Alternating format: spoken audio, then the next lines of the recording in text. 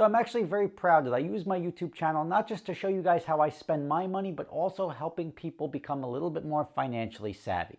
Because you think if you need money, you just go to a bank and ask for it. Well, banks generally lend you money, and it's funny, when you can prove you don't need it. Go figure. I don't need money, they're going to throw loans at me. I need money, they're like, sorry, you don't qualify. So a lot of people, myself included, would rely on credit cards. And credit cards are not a good way to borrow money, but they say yes. So now you're staring at a bunch of credit card loans, which are very high interest, and that takes a while to dig out from. So is there a solution?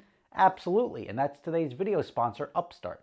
Upstart is the fast and easy way to pay off your debt with a personal loan all online. Whether it's paying off credit cards, consolidating high-interest debt, or funding personal expenses, over 1 million people have used Upstart to get one fixed monthly payment with a clear payoff date. Rather than look at credit score alone, Upstart considers other factors like your income, current employment, and credit history to find you a smarter rate for your loan. You can check your rate without impacting your credit score in minutes for loans between $1,000 to $50,000. You can even receive funds as fast as 1 business day after accepting your loan. So to find out how Upstart can help lower your monthly payments, visit upstart.com/SSR. I put a link right below in the description. Be sure to click that. That's going to let them know that you came from me and I'm the one helping you save money. Works for everybody. It's upstart.com/SSR. As always, loan amounts are going to be dependent on the stuff that you put in your application. You have to remember that, so be honest with your application and they will be happy to help you out. It's upstart.com/SSR. All right, guys, the car market is arguably, and not even argue, everybody knows it's out of control right now. And there's ways that you can navigate it, and then there's ways you can fall victim to it. And I'm going to try to walk you through how you can exploit the car market for your benefit and let everybody else fall victim to the market and come out the other side not as good. Now, everyone's like, it could go this way, I want to get on before it's too late. And that is exactly what it sounded like. Like housing bubble, 2008, but tech bubble in the 90s. Like everything you think about when somebody's like, oh, you better get on before it's too late. And you're like, I think it's really overvalued. Trust your gut. Because the people that trust their gut and then they move to cash or they don't go and do stupid purchases don't end up with mortgages for 40% more than their house is worth. They don't end up with car loans that they can't afford, that now the asset is completely underwater, not like a flood, but underwater in that your loan value is much higher than the actual cash value of your vehicle. Try to avoid all that. Now, one way to do it, and one way to not fall victim to this market, is do not return your leased car without looking at your documents. I said this already. I am practicing what I preach, because right here, Rob Ferretti went through Car Gurus, and I've got none of my personal information on this. This is good.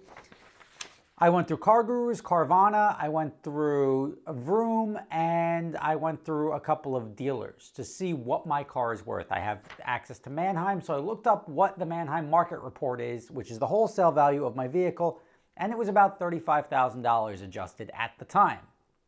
So I start getting offers. The highest offers I got, obviously go back and watch the video, whatever, were like 30 grand or like 29 grand from Vroom and from the McLaren dealer where I was buying my Lamborghini. Both fair offers. Now, the McLaren dealer wasn't just trying to woo me as a customer. They had the deal on the Lamborghini done, and they were going to a wholesaler, and that's what a wholesaler was offering to pay them. Whether or not there was an additional markup or something in there, I have no idea. But at the end of the day, 30 grand was the baseline that I was using. Carvana came in at 24. And then the dealer, the selling dealer that was selling me the car, that I would have to return it on lease. And as I said, do not return a car on lease until you look what your residual value is and look to get out of it. You could even get out of your lease early. You have the right to buy out your lease early and take advantage of this. Now, we'll get into that in a second. But just to wrap up my Subaru story, Car Gurus offered me $34,000, just say. My buyout was like 23 or whatever. They offered me 33. My buyout was 23, something like that. At the end of the day, I accepted the offer. I had the balance to pay to Chase Bank.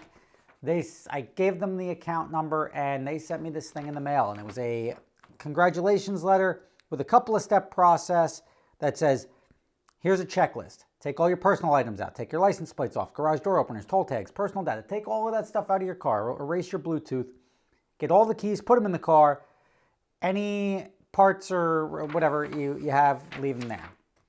And now they give you each document included in this envelope with a pre-addressed FedEx envelope to send it back. They've got the power of attorney, sign the title over, and then like a lien release, which I had to do because there was a lien. And then they gave me this, which was an envelope with a check, and that check was for, see, I don't want to show their information, but just see right there. It's $10,179.09. And what they do, they sent a truck to my house, they knocked on my door, they took photos around the car, I represented it properly, they drove it away, brought it to a Subaru dealer in Long Island who that makes sense now, and that car was gone. I did nothing. Then they say, okay, you can go ahead and cash your check, because it says, please do not open until instructed by driver. How they do it is they send you the check in advance. Some of these sites I've heard, I had to wait a while to get paid. They give you the check in advance. Once they receive the car, the check is yours. So they take on that risk if something goes sideways, I guess. But I made over $10,000 without lifting a finger by getting rid of my Subaru lease. Whereas my other option, the dealer's like, you could trade it in, or they offered me like 26, right? Doesn't make any sense. For 26 grand, complete waste of money. It's $2,000 in there. It's not really worth the exercise of going and buying out the car or just taking a check for $2,000 when I got $10,000 from Car Gurus. So this is not an advertisement for Car Gurus, but I do recommend them. The process was quick, it was easy, it was simple, and to me, I would do it with any other lease car I have, but I don't have any other lease cars right now. I just have the Tesla, and that's got no loan on it. Tesla is one of the first companies that I've known to, when I was looking to get my Tesla, that's taking advantage of market conditions, and there's no lease buyout option. So your lease is not really a lease, it's a rental. So like Tesla's going to lease you a car for less than it would cost you to buy it, but at the end of the day, you get no benefit. If there's an upside to then keeping the car and selling it, say your residual is 30 and it's worth 40, you don't have a choice to buy it. You have to bring it back. That's technically, I don't know if anyone's not brought it back to see what would happen. Conversion, theft, I don't know what the end result would be there, because it's interesting. Tesla has your bank account on auto draft. Say you run through your lease period and you just don't bring it back. I guess they're not going to send you the title, which you would need to transfer ownership. It gets really mucky there. Has anyone done that or heard of that? If they have, tell me. I'll dig into it a little bit. But they made a lease where it's not really a lease, it's a rental. And you're renting a Tesla and you have to bring it back. You have no option to buy it if there's any upside in that. Now, I went on Swap a Lease. I'm like, wait, you know what? If I could do this, if I could make 10 grand on my Subaru, which I think is a terrible car, I've made plenty of videos about it being a terrible car, I wonder what would happen if I went out there and started buying up some other people's leases, right? And I said this before, I'll help people out if they need to get out of their lease or something, and I can make a couple grand by fronting the money.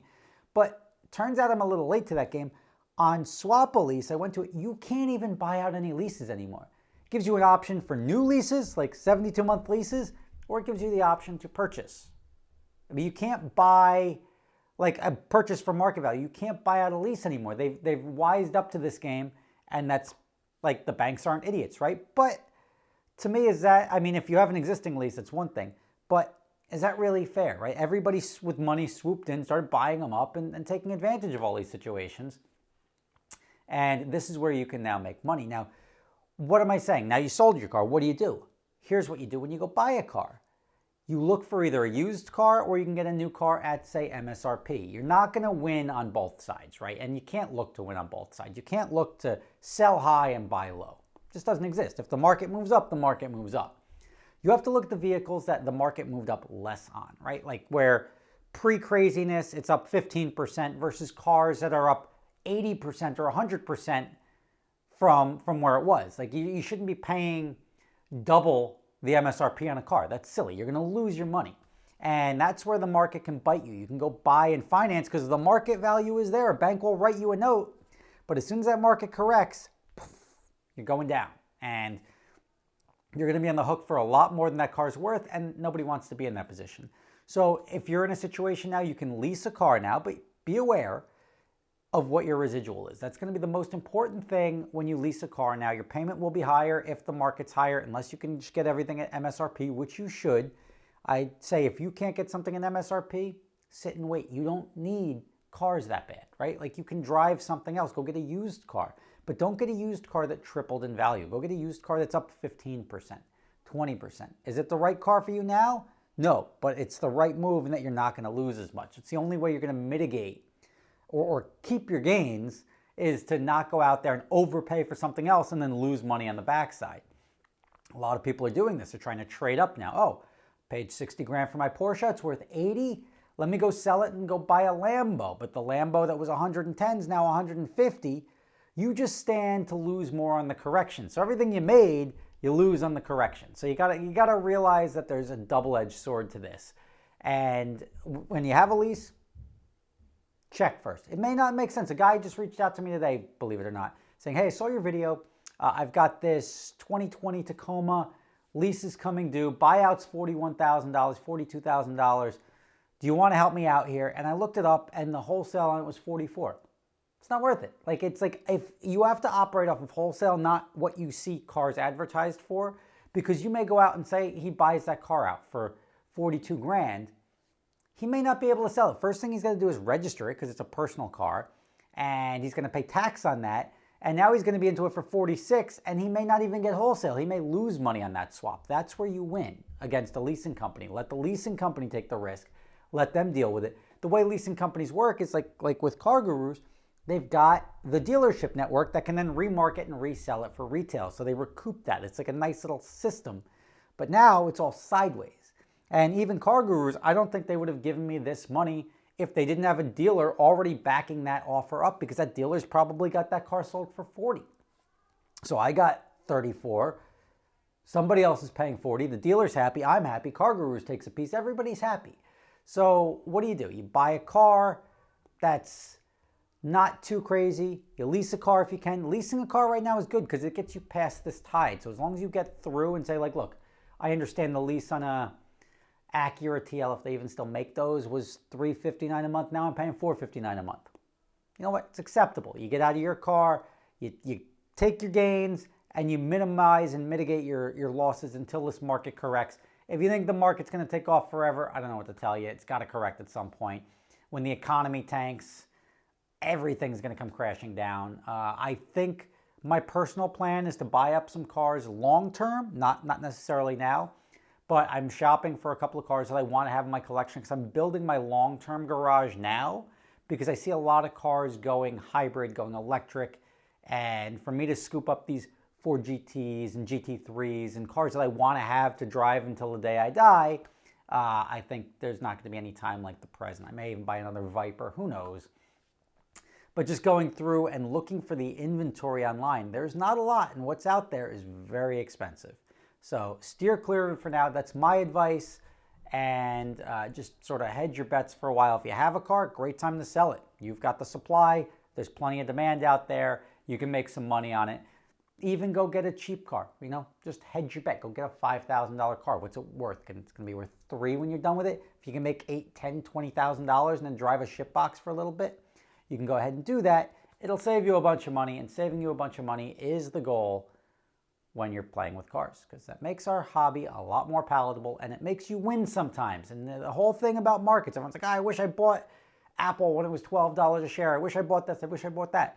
You have the opportunity now to take advantage of a market condition, and I'm telling you to.